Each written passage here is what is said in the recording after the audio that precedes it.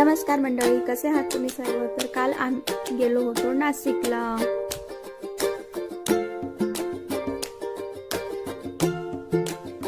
घरातलं सगळं आवरून जेवण वगैरे घरूनच करून निवांत निघालो होतो नाशिकला जाण्यासाठी. आणि काल होतं सॅटरडे, फर्स्ट सॅटरडे. सो आयांशला सुट्टी होती, त्यामुळे आम्ही नाशिकला जाण्यासाठी सॅटरडेच निवडला. मुलांची ही मस्ती गाडीत चालू होती आणि हे असं केव्हा आलं समजलंच नाही. मग आम्ही पोहोचलो नवशा गणपतीला. बाप्पांचं दर्शन छान झालं. तुम्हाला नवशा गणपती नाशिकचं जागृत देवस्थान माहितीच असेल. तिथे सर्व इच्छा पूर्ण होतात. बाप्पांना फक्त आपल्या मनातल्या इच्छा सांगाव्या लागतात आणि बाप्पा नक्की पूर्ण करतात. दर्शन छान झालं आमचं. त्यानंतर आम्ही मागे आलो होतो आणि बाप्पांनी आमची इच्छा पूर्ण केली होती, म्हणून आम्ही तिथे बेल म्हणजे घंटा बांधली आणि बाप्पांना धन्यवाद केलं. थोडंसं बसून वगैरे तिथून निघालो आम्ही आमच्या पुढच्या डेस्टिनेशनला.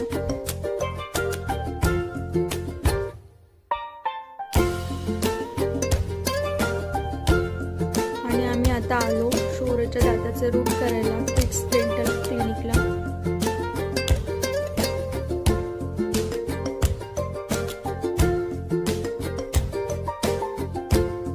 शौर्याच्या चेहऱ्यावर तुम्ही धास्ती बघू शकता, कारण की या शौर्य यापूर्वीही 2-3 वेळा येऊन गेला आहे या क्लिनिकला, त्याच्यामुळे त्याला चांगलं परिचित होतं हे क्लिनिक. मग आम्ही शौर्याचा नंबर वगैरे लावून दिला.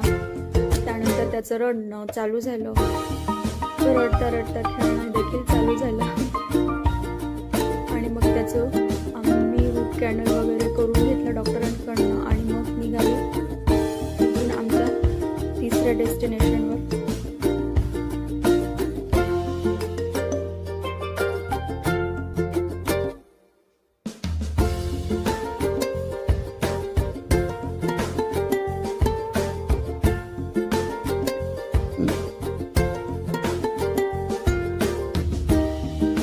पार्किंग एरियामध्ये गाडी पार्क होती. मग तिथे शौर्यला औषधं वगैरे देऊन घेतली.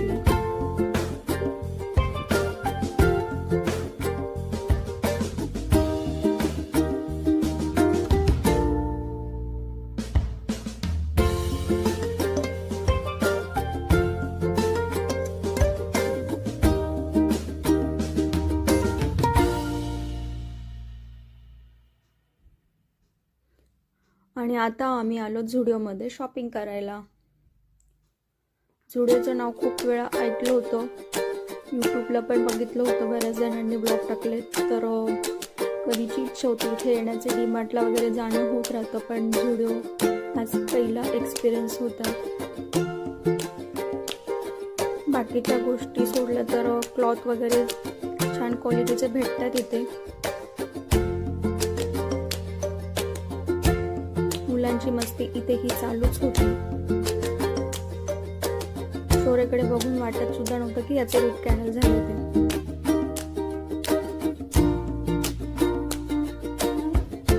सॅटरडे असल्यामुळे बऱ्यापैकी गर्दी होती इथे.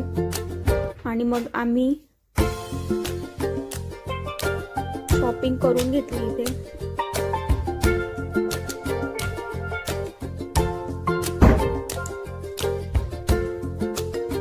मस्ती चालूच होती.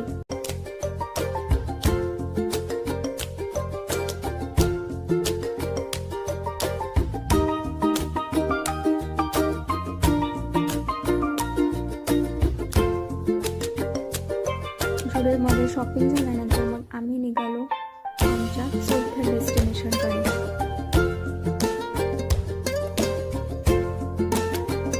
बराच वेळ झाला होता आणि आता संध्याकाळी होत आली होती.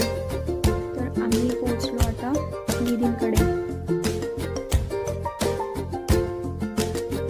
तिथे जरा वेळ बसलो, चहा पाणी घेतलं आणि पुन्हा निघालो आम्ही आता त्यांच्या प्रवासाला.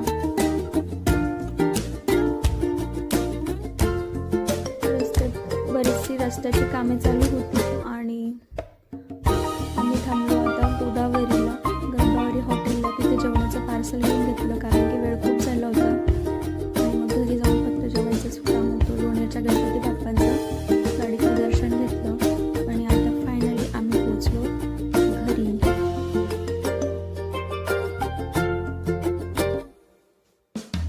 Thank you guys.